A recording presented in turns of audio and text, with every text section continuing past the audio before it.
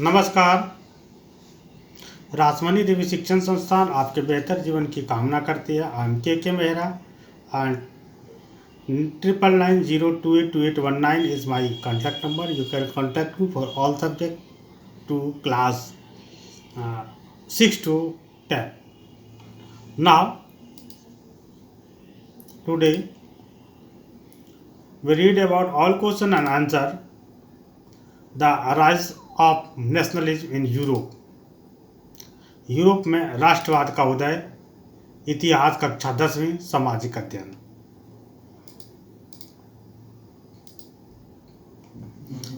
Right A note on, इस पर एक नोट लिखे। Giuseppe Mazzini. Giuseppe Mazzini was an Italian revolutionary born in Geneva in 1807। Giuseppe Mazzini एक इतालवी क्रांतिकारी थे जिनका जन्म 1807 में जिनेवा में हुआ था। He was a member of the sacred society of the Carbonari. वह कार्बोनारी के गुप्त समाज के सदस्य थे। At the age of 24 he was sent into exile in 1831 for attempting a revolution in Liguria. 24 साल की उम्र में उन्हें लिगोरिया में क्रांति का प्रयास करने के लिए 1831 में निर्वासन में भेज दिया गया था। He founded underground society name young Italy in Marseilles and young Europe in Berne, whose members were like-minded young men from Poland, France, Italy and the German state। उन्होंने मार्सिले में यंग इटली और Berne में young Europe नामक भूमिगत समितियों की स्थापना की, जिनके सदस्य पोलैंड, फ्रांस, इटली और जर्मन राज्यों के समान विचारधारा वाले युवा थे।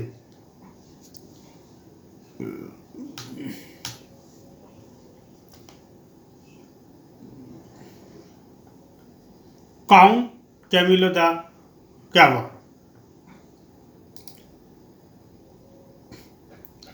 Cavour was chief minister of Sardinia, Piedmont state, who led the movement to unite the region of Italy। Count Camillo de Cavour Sardinia Piedmont राज्य के मुख्य दूत, जिन्हें इटली के क्षेत्र को एकजुट करने के लिए आंदोलन का नेतृत्व किया था। ही वॉज नाइदर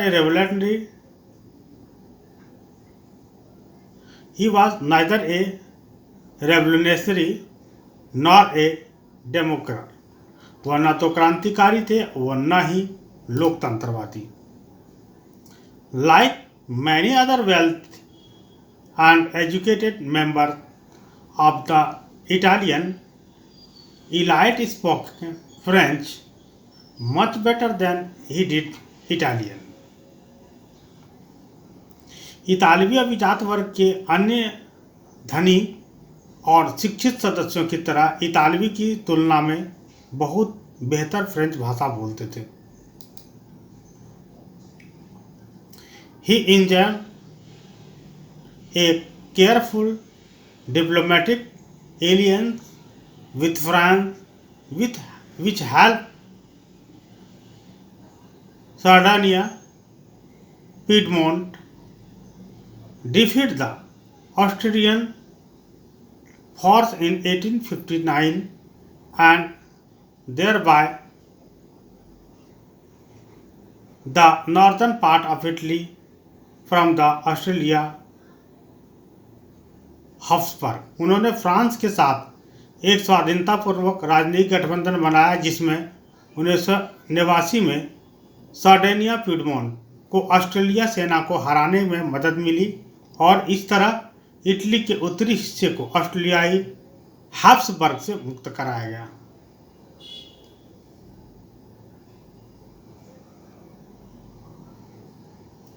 तीसरा है the Greig war of independence, Greek स्वतंत्रता संग्राम।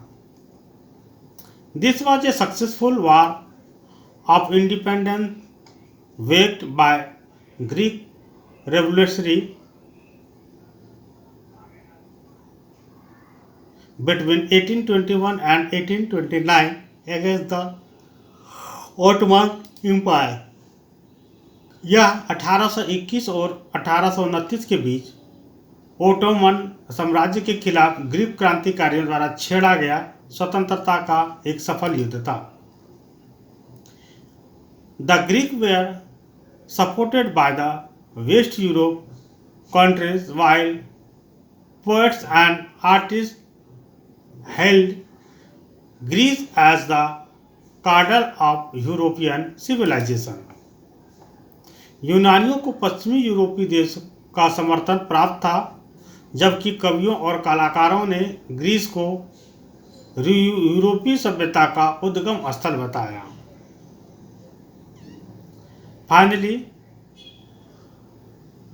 the Treaty of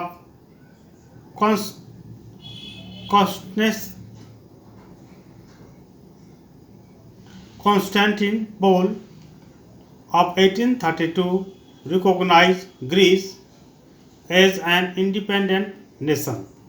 अंततः 1832 की कॉन्स्टेंटिनोपल की संधि ग्रीस को एक स्वतंत्र राष्ट्र के रूप में मान्यता दी।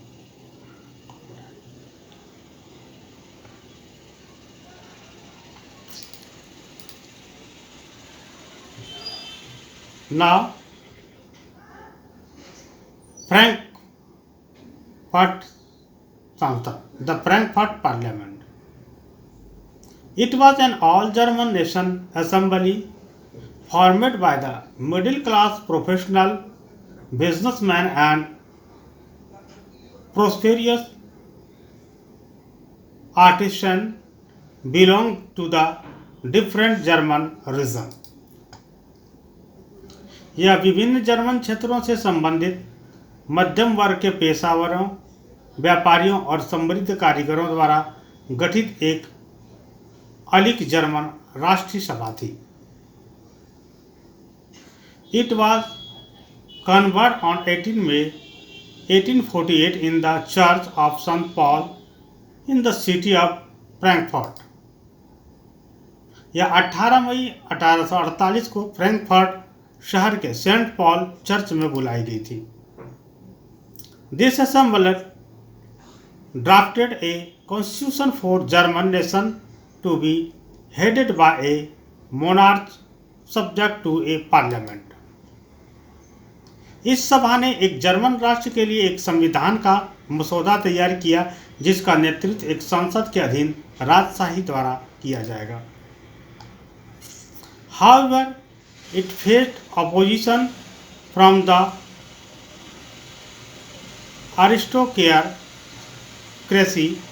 aristocracy and military।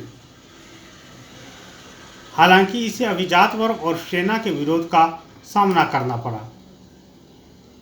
Although as it was dominated by the middle class, it lost its mass support base। साथ ही चूंकि इस पर मध्य वर्ग का प्रभुत्व था, इसने अपना जनाधार खो दिया।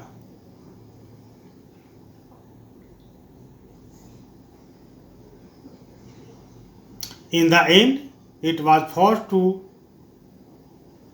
disband on 31 May 1849। अंततः 31 मई 1849 को इसे भंग करने के लिए बाध्य होना पड़ा।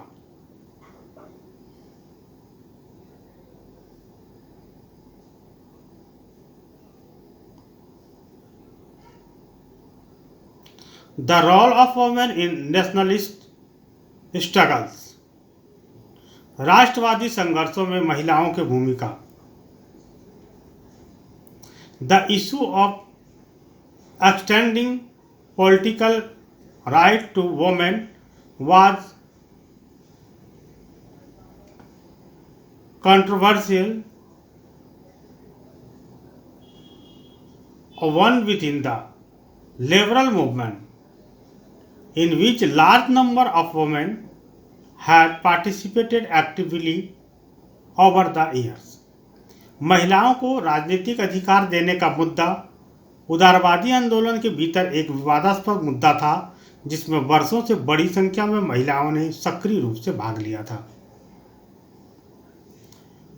Women had formed their own political association, founded newspaper and taken part in political meeting and demonstration. महिलाओं ने अपने स्वयं के राजनीतिक संघ बनाए, समाचार पत्रों की स्थापना की और राजनीतिक बैठकों और प्रदर्शनों में भाग लिया. Despite this, they were denied suffrage during the election of the assembly. इसके बावजूद विधानसभा चुनाव के दौरान उन्हें मताधिकार से वंचित कर दिया गया. When the Frankfurt Parliament convened in the Church of St. Paul, women were admitted only as observers to stand in the visitors gallery. जब फ्रैंकफर्ट संसद सेंट पॉल चर्च में बुलाई गई तो महिलाओं में को केवल दर्शक दीर्घा में खड़े होने के लिए पर्यवेक्षकों के रूप में प्रवेश दिया गया.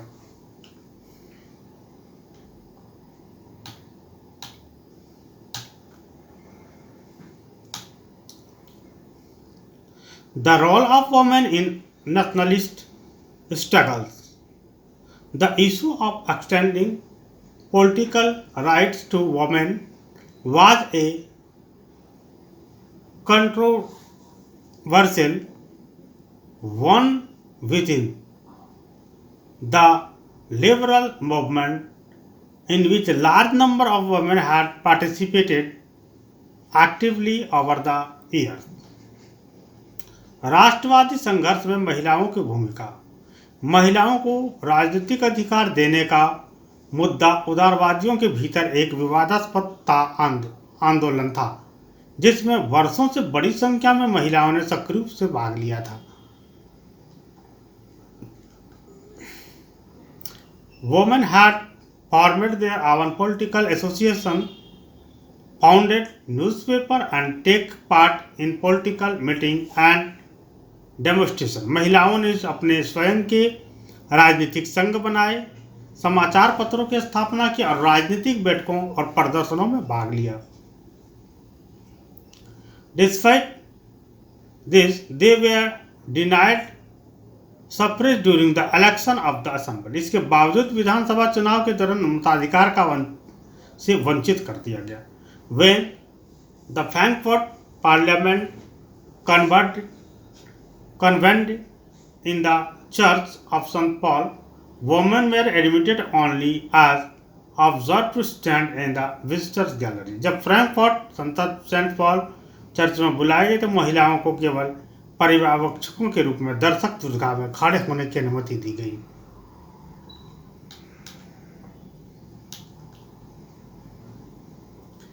What step did the French revolutionaries take to create a sense of collective identity among the French people? फ्रांसीसी लोगों ने सामूहिक पहचान की भावना पैदा करने के लिए फ्रांसीसी क्रांतिकारियों ने क्या कदम उठाए? Answer: the French revolutionary took many important steps to create a sense of collective identity among the French people, which were.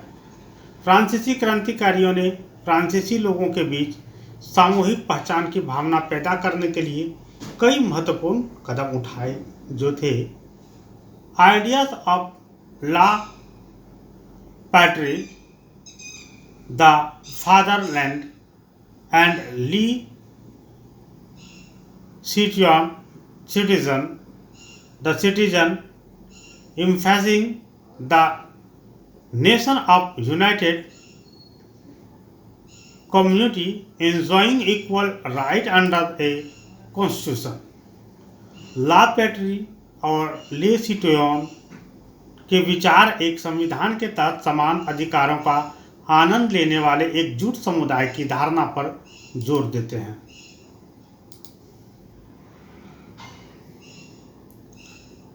A new French flag, a tricolor, replaced the royal standard. शाही मानक का स्थान एक नया फ्रांसीसी ध्वज तिरंगे ने ले लिया। The States General were renewed the National Assembly and was elected by a group of active citizens. State general का नाम बदलकर नेशनल असेंबली कर दिया गया और इसे सक्रिय नागरिकों के एक समूह द्वारा चुना गया। New hymns oath and marchers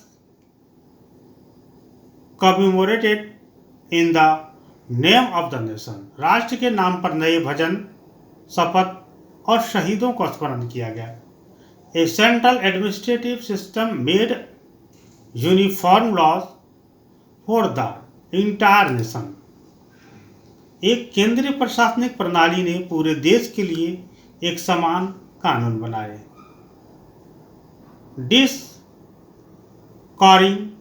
discouraging regional dialects and promoting French as a common language of the nation.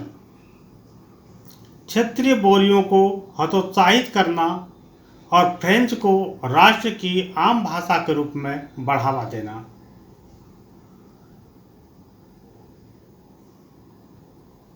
Now, who were Marini and Germania? What was the important of the way in which they were portrayed? Marini और Germania कौन थे? जिस तरह से उन्हें विचित्रित किया गया उसका क्या महत्व था? Marianne and Germania were respectively female allegories for the French and the German nation. Marianne और जर्मेनिया फ्रांसीसी और जर्मन राष्ट्र के लिए संबंधित महिला रूपक थे। They stood as personification of ideals like liberty and the republic. वे स्वतंत्रता और गणतंत्र जैसे आदर्शों के प्रतीक के रूप में खड़े थे। The importance of the way in which they were portrayed lay in the fact that the public could identify with their symbolic meaning and this would instill a sense of national unity in them. जिस तरह से उन्हें चित्रित किया गया उसका महत्व इस तत्व में निहित है कि जनता उसके प्रतीकात्मक अर्थ को पहचान सके और इससे उनमें राष्ट्रीय एकता की भावना पैदा होती है।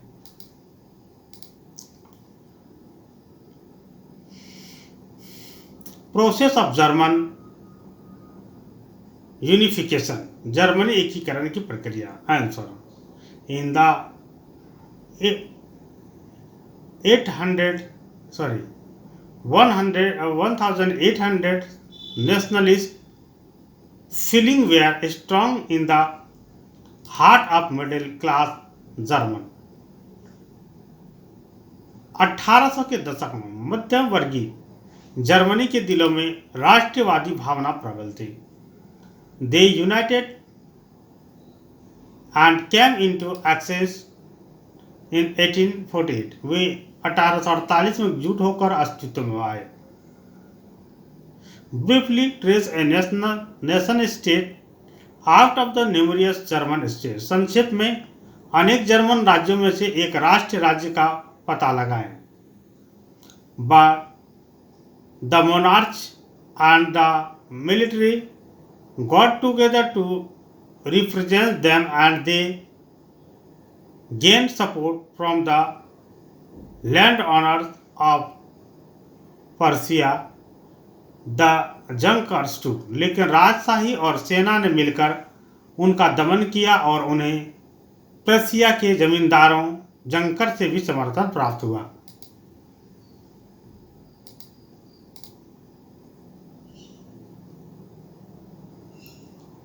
Persia soon became the leader of German unification movement. Persia जल्द ही जर्मन एकीकरण आंदोलन का नेता बन गया। Its chief minister Otto von Bismarck was the architect of the process with support from Persian army and Persian bureaucracy. इसके मुख्यमंत्री ओटो वॉन बिस्मार्क पर्सिया सेना और पर्शिया नौकरशाही के समर्थन से इस प्रक्रिया के वास्तुकार थे। The unification process was completed after Persia won war with Australia, Denmark and France over 7 years time. Persia द्वारा ऑस्ट्रेलिया, डेनमार्क और फ्रांस के साथ 7 वर्षों तक युद्ध जीतने के बाद एकीकरण की प्रक्रिया हुई। In January 1871, the Persian king William I was proclaimed the German emperor in a ceremony held at Versailles।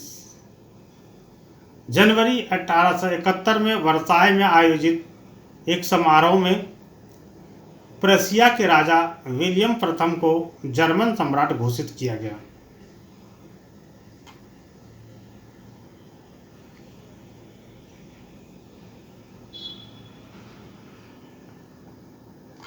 What changes did Napoleon introduce to make the administrative system more efficient in the territories ruled by him? Napoleon ने अपने द्वारा शासित क्षेत्रों में प्रशासनिक व्यवस्था को और अधिक कुशल बनाने के लिए क्या परिवर्तन किए? Answer, Napoleon introduced following changes to make the administrative system more efficient in the areas ruled by him। Napoleon ने अपने द्वारा प्रशासित क्षेत्रों में प्रशासनिक व्यवस्था को अधिक कुशल बनाने के लिए निम्नलिखित परिवर्तन किए। He established civil code in 1804, also known as the Napoleon Code। It did away with all privileges based on birth। It established equality before law and secured the right to property। उन्होंने 1804 में नागरिक संहिता की स्थापना की, जिसे Napoleon संहिता के रूप में भी जाना जाता है। इसने जन्म पर आधारित सभी विशेषाधिकारों को खत्म कर दिया। इसने कानून के समक्ष समानता स्थापित की और संपत्ति का अधिकार सुरक्षित किया।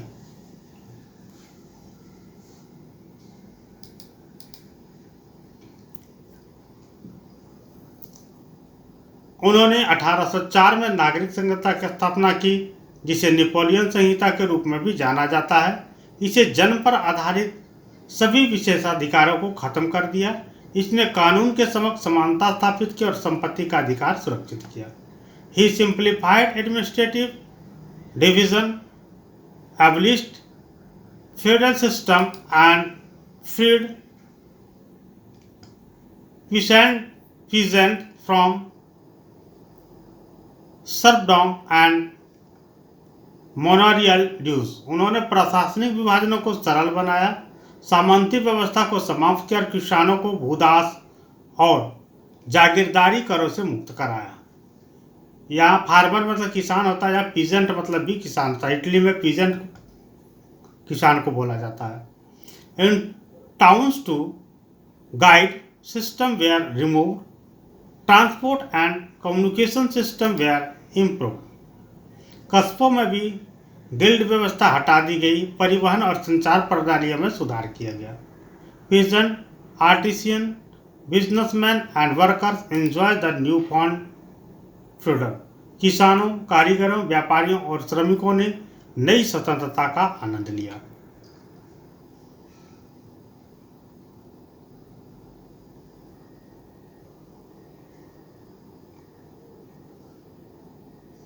डिस्कस, चर्चा करें। Explain what is meant by the 1848 revolution of the liberal What were the political, social and economic ideas supported by the liberal?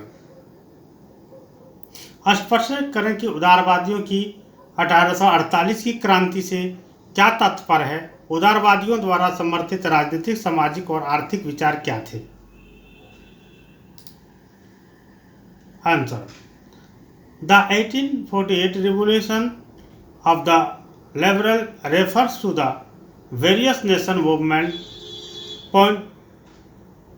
pioneered by educated middle class alongside the revolt of the poor, unemployed and starting peasant and worker in Europe. उत्तर: उदारवादियों की 1848 की क्रांति Europe में गरीब, बेरोजगार और भूखे किसानों और श्रमिकों के विद्रोह के साथ साथ शिक्षित मध्यम वर्ग द्वारा शुरू किए गए विभिन्न राष्ट्रीय आंदोलनों को संदर्भित करती है।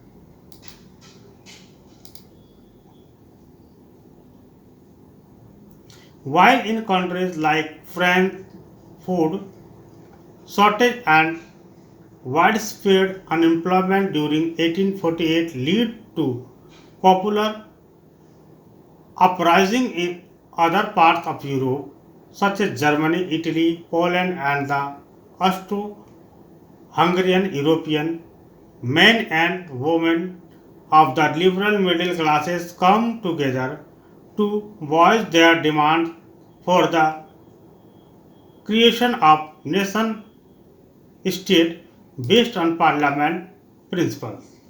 जबकि फ्रांस जैसे देशों में 1848 के दौरान भोजन की कमी और व्यापक बेरोजगारी के कारण लोकप्रिय विद्रोह हुए, यूरोप के अन्य हिस्सों जैसे जर्मन, इटली, पोलैंड और ऑस्ट्रो हंगेरियन साम्राज्य में उदार मध्यम वर्ग के पुरुष और महिलाएं एकजुट हुए और संसदीय सिद्धांतों के आधार पर राष्ट्र राज्यों के निर्माण के लिए अपने मांगों को आवाज उठाई।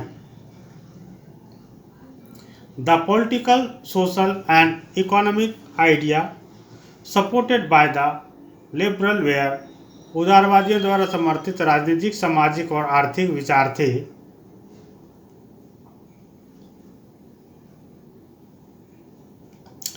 Politically, they demanded constitutionalism with national unification, nation state with a written constitution and parliamentary administration. राजनीतिक रूप से उन्होंने राष्ट्रीय एकीकरण के साथ संवैधानिक लिखित संविधान के साथ राष्ट्र राज्य और संसदीय प्रशासन की मांग की। Socially, they wanted to right society of its class based partilities and birth rights, serfdom and bonded labor had to be abolished. सामाजिक रूप से वे समाज को वर्ग आधारित पक्षपात और जन्मसिद्ध अधिकारों से छुटकारा दिलाना चाहते थे। दास प्रथा और बंधुआ मजदूरी को समाप्त करना पड़ा। Economically, they demanded freedom of markets and right to property. Abolition of state imposed restriction of the movement of goods and capital. आर्थिक रूप से उन्हें बाजारों की स्वतंत्रता और संपत्ति के अधिकार की मांग की। राज्य के उन्मूलन ने माल और पूंजी की आवाजाही पर प्रतिबंध लगा दिया।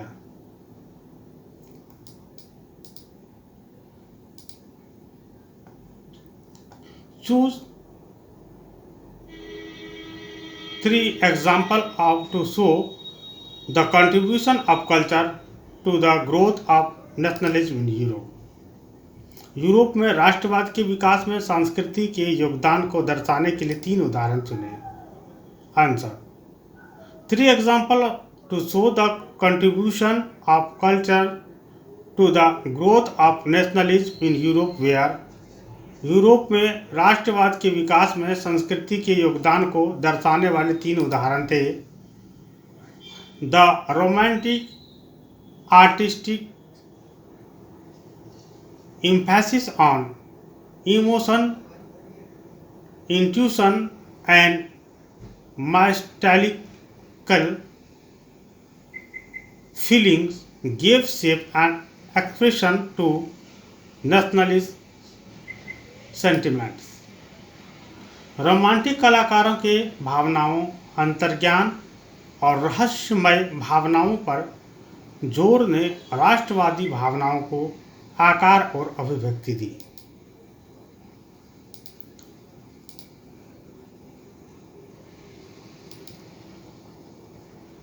The state of art in promoting nationalism as well exemplified in the role played by European poets and artists in mobilizing public opinion to support the Greek in their struggle to establish their national identity history.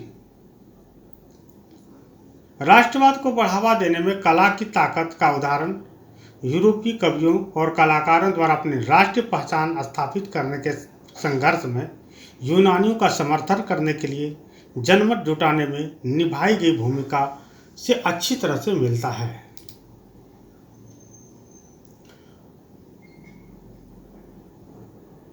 Romanticism was European culture movement aimed to developing nationalist unity by creating a sense of shared heritage and common. रोमानियतावाद एक यूरोपीय सांस्कृतिक आंदोलन था जिसका उद्देश्य साझा विरासत और समान इतिहास की भावना पैदा करके राष्ट्रीय एकता विकसित करना था।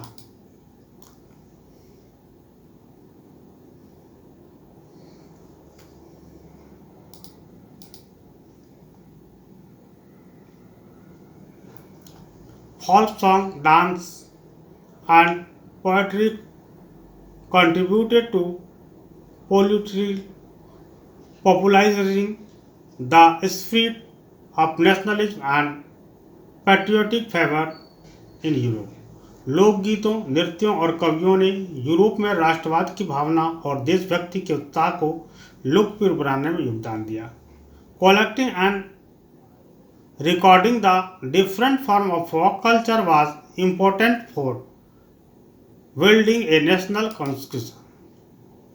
राष्ट्रीय चेतना के निर्माण के विभिन्न रूपों को एकत्रित करना और लिपिबद्ध करना महत्वपूर्ण था।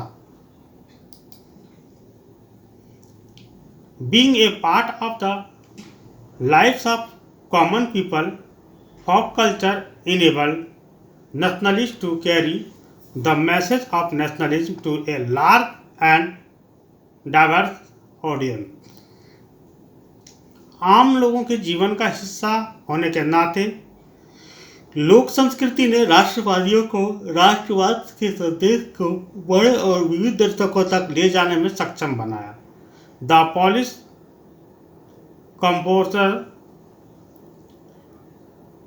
Carol Kurpinski celebrated the popularized the Polish nationalist struggle through his operas and music, turning folk dance like the Polonaise and Mazurka into nationalist symbol. Polish संगीतकार करोल कुरपिन्स्की ने अपने ओपेरा और संगीत के माध्यम से पोलिश राष्ट्रवादी संघर्ष का जश्न मनाया और लोकप्रिय बनाया। पोलोनेस और माजूरका जैसे लोक नृत्यों को राष्ट्रवादी प्रतीकों में बदल दिया।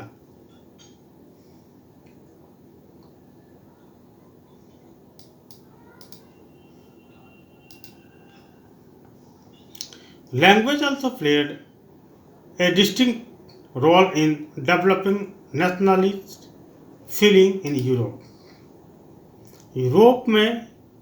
यूरोप में राष्ट्रवादी भावनाओं को विकसित करने में भाषा ने भी विशिष्ट भूमिका निभाई। An example of this is how during Russian occupation the use of Polish came to be seen as a symbol of struggle against Russian dominance. इसका एक उदाहरण यह है कि कैसे रूसी कब्जे के दौरान पोलिश का उपयोग रूसी प्रभुत्व के खिलाफ संघर्ष के प्रतीक के रूप में देखा जाने लगा। During this period, Polish language was forced out of school and Russian language was imposed everywhere. इस काल में पोलिश भाषा को स्कूलों के बाहर कर दिया गया और हर जगह रूसी भाषा थोप दी गई।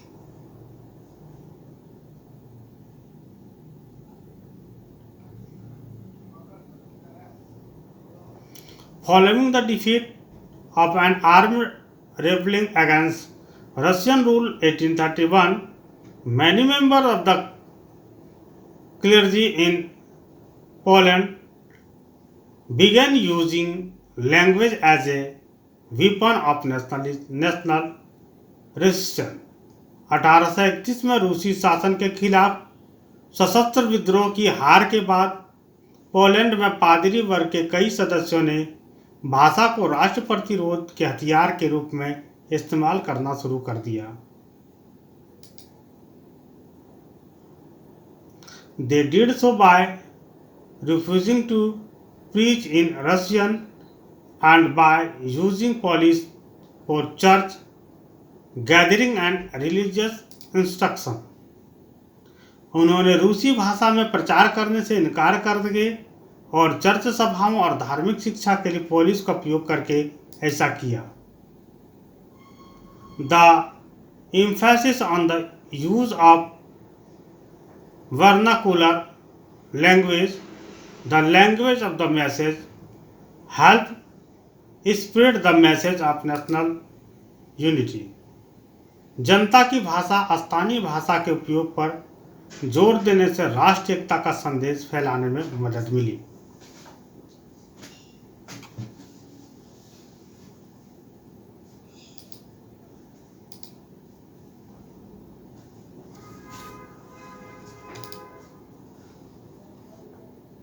Through a focus on any two countries, example how national developed over the 19th century. किन्हीं दो देशों पर ध्यान केंद्रित कर बताएं कि 19वीं सदी में राष्ट्रों का विकास कैसे हुआ। Answer: the development of the German and Italian nation state in the 19th century. 19वीं सदी में जर्मन और इतालवी राष्ट्र राज्यों का विकास, political fragmentation till the middle of the 19th century, the present day nation of Germany and Italy were fragmented into separate regions and kingdoms ruled by different princes. राजनीतिक विखंडन 19वीं सदी के मध्य तक जर्मन और इटली वर्तमान राष्ट्र अलग अलग क्षेत्रों और राज्यों में विभाजित थे जिन पर अलग अलग रियासतों का शासन था।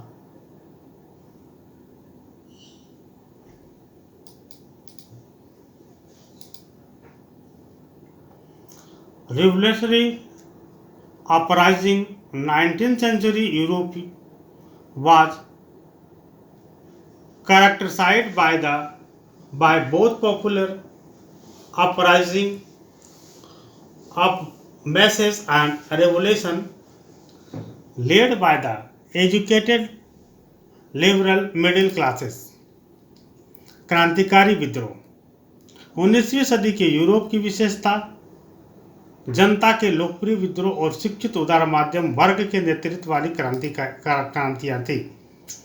The middle class belonging to the different German region came together to form an all German nation assembled in 1848।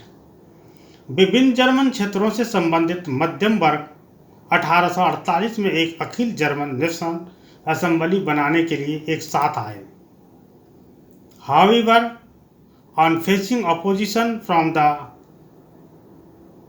aristocracy and military and on losing its mass support base, it was forced to disband. हालांकि अभिजात वर्ग और सेना के विरोध का सामना करने और अपना जन समर्थन आधार खोने पर इसे भंग करने के लिए मजबूर होना पड़ा।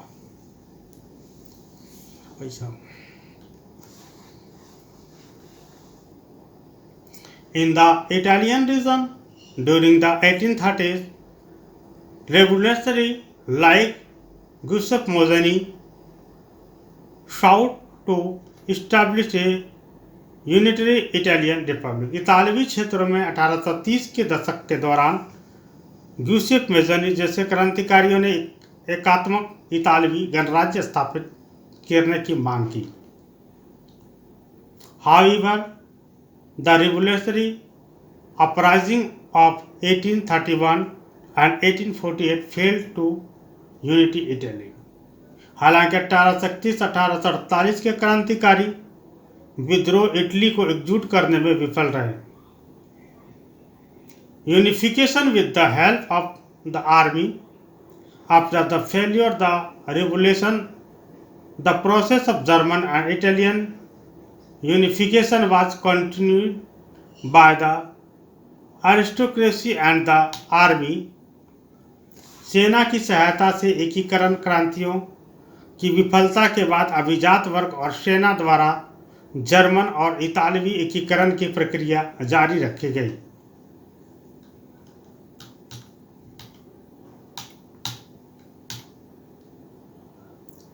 Germany was united by the Persian chief minister Otto von Bismarck with the help of the Persian army and bureaucracy. German को प्रशिया के मुख्यमंत्री ओटो वॉन बिस्मार्क ने प्रशिया की सेना और नौकरशाही की मदद से एकजुट किया था। The German empire was proclaimed in 1871। 1871 में जर्मन साम्राज्य की घोषणा की गई। The Italian state of Sardinia Piedmont played a role similar to the played by Prussia. Sardinia Piedmont ने इतालवी राज्य से पर्शिया द्वारा निभाई गई भूमिका के समान भूमिका निभाई। Count Camillo de Cavour the chief minister led the movement to unite the separate state of 19th century Italy with the help of army and an alliance with France. Count Camillo de Cavour मुख्यमंत्री ने सेना और France के साथ गठबंधन की मदद से 19वीं सदी के इटली के अलग अलग राज्यों को एकजुट करने में आंदोलन का नेतृत्व किया।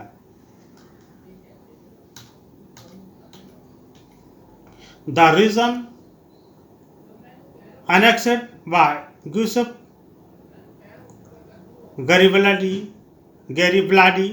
and his Red Shirt joined with the northern region to form a united Italy. Giuseppe Garibaldi और उनके रेड शर्ट द्वारा कब्जा की गई क्षेत्र उत्तरी क्षेत्रों के साथ मिलकर एकजुट इटली बन गए।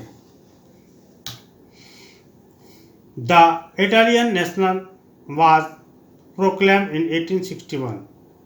1861 में इटालियन राष्ट्र की घोषणा की गई। The papal state join in 1870। Pope राज 1870 में इसमें शामिल होगा।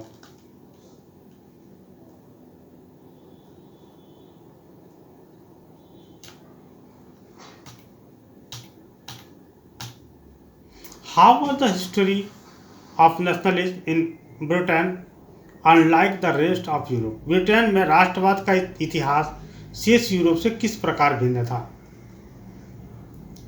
Answer The history of nationalism in Britain unlike the rest of Europe because Uttar Britain में राष्ट्रवाद का इतिहास शेष यूरोप से भिन्न है क्योंकि in Britain the formation of the nation state was not result of sudden upheaval और रेवोल्यूशन। ब्रिटेन में राष्ट्र राज्य का गठन अचानक हुई उथल पुथल या क्रांति का परिणाम नहीं था। The primary identity of the people who inhabited the British Isles were ethnic one such as English, Wales, Scots और Irish। ब्रिटिश द्वीपों में रहने वाले लोगों की प्राथमिक पहचान जाति थी जैसे अंग्रेजी, वेल्स, स्कॉट और आयरिश।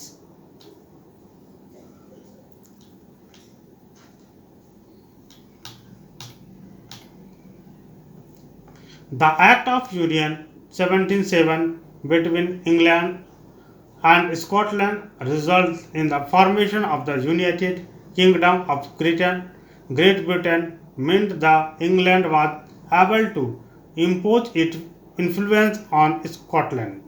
इंग्लैंड और स्कॉटलैंड के बीच असंघ अधिनियम 1707 के परिणाम स्वरूप United kingdom of great Britain का गठन हुआ, जिसका अर्थ था कि इंग्लैंड स्कॉटलैंड पर अपना प्रभाव डालने में सक्षम था।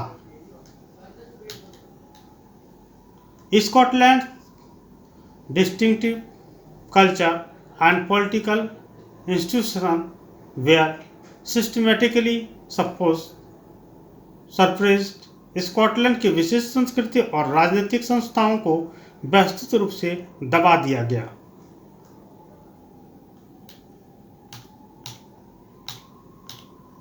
The Scottish highlanders were forbidden to speak their Gaelic language or wear their national dresses, and large numbers were forcibly driven out of their homelands. Scottish पर्वतारोहियों को अपने गैली भाषा बोलने या अपने राष्ट्रीय पोशाक पहनने से मना कर दिया गया और बड़ी संख्या में लोगों को जबरन उनकी मातृभूमि से बाहर निकाल दिया गया। The English help the Protestant of Ireland to establish their dominance over a largely Catholic country. अंग्रेजों ने आयरलैंड के प्रोटेस्टों को एक बड़े पैमाने पर कैथोलिक देश पर अपना प्रभुत्व स्थापित करने में मदद की।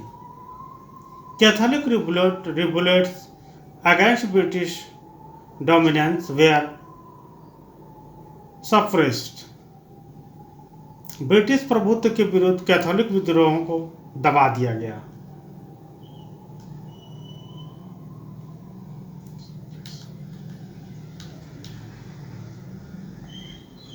Ireland was forcibly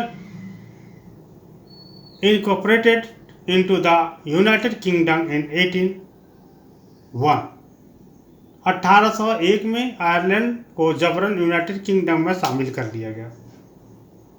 the symbol of the new Britain, the British flag, the national anthem, the English language were actively promoted, and the older nation survived only as subordinate partners in this union। नए Britain के प्रतीकों, British ध्वज, राष्ट्रगानों, अंग्रेजी भाषा को सक्रिय रूप से बढ़ावा दिया गया और पुराने राष्ट्र संघ इस संघ में केवल अधीनस्थ भागीदारी के रूप में जीवित रहे।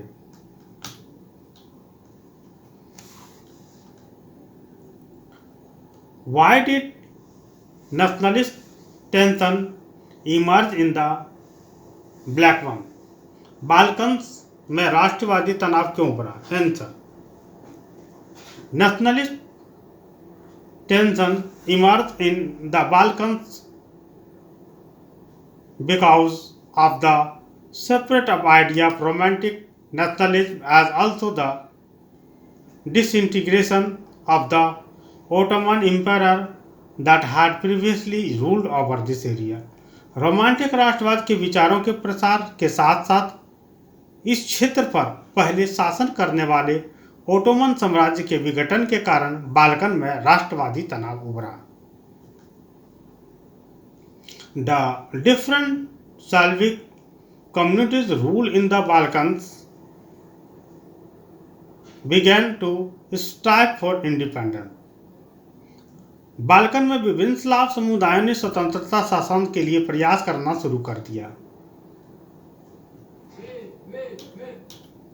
They were jealous of each other, and even every state wanted more territories, even at the expense of other। वे एक दूसरे से ईर्ष्या करते थे और प्रत्येक राज्य दूसरों को कीमत पर भी अधिक क्षेत्र चाहता था। Also, the hold of imperial power over the Balkans made of situation worse. Russian, Germany, England, Australia, Austro-Hungary all wanted more control over this area. साथ ही बाल्कन पर शाही सत्ता की पकड़ ने स्थिति को और भी बदतर बना दिया। रूस, जर्मन, इंग्लैंड, ऑस्ट्रो हंगरी सभी इस क्षेत्र पर अधिक नियंत्रण चाहते थे। This conflict ultimately lead to the First World War 1905। इन संघर्षों ने के कारण अंततः 1905 में प्रथम विश्व युद्ध हुआ।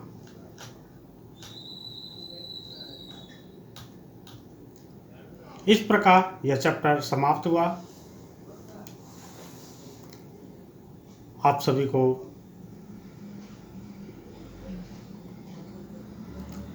हार्दिक शुभकामनाएं। आप सभी अच्छे नंबर से पास करें।